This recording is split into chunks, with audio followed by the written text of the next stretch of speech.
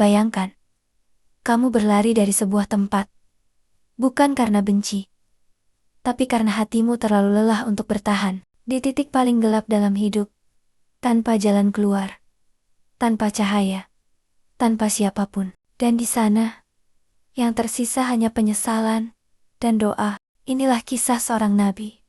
Nabi Yunus yang pernah berada di kedalaman laut, di dalam perut seekor makhluk besar, namun justru menemukan harapan paling terang. Di kota Ninawa, manusia hidup dalam kemakmuran.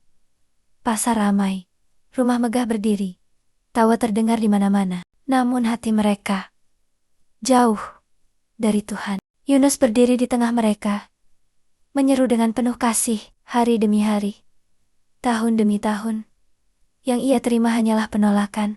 Bayangkan rasa itu, berjuang demi kebaikan orang yang justru menolakmu.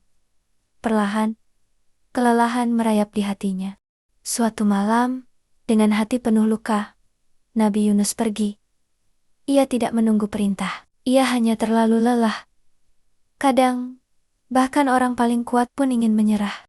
Ia menaiki kapal. Namun badai datang. Langit gelap. Ombak seperti gunung. Angin meraung. Undian dilakukan. Nama Yunus muncul. Berulang kali, dengan langkah tenang, ia berjalan ke tepi kapal.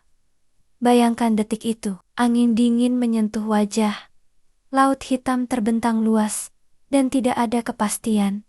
Lalu, ia melompat. Air menutup segalanya. Tiba-tiba, seekor makhluk besar menelannya. Gelap. Bukan gelap seperti malam, tetapi gelap yang menelan arah, menelan waktu, menelan harapan. Tidak ada suara, kecuali detak jantungnya sendiri. Di dalam kegelapan total, tidak ada apapun, kecuali dirinya dan Tuhan. Di sanalah ia berdoa.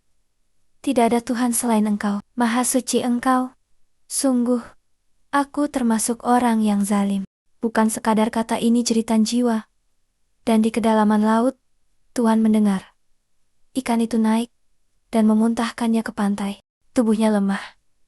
Kulitnya sensitif. Ia hampir tidak mampu bergerak. Namun rahmat turun perlahan. Sebuah tanaman tumbuh menaungi. Dari panas, melindungi dari gangguan. Seolah Tuhan berkata, aku tidak pernah meninggalkanmu. Bahkan saat kamu merasa sendiri. Hari demi hari, kekuatannya kembali. Dan di dalam hatinya, tumbuh ketenangan baru. Ketika Yunus kembali ke kaumnya, ia menemukan sesuatu yang tak terduga. Mereka telah berubah. Tangisan terdengar, doa dipanjatkan. Hati mereka melunak. Mereka bertobat.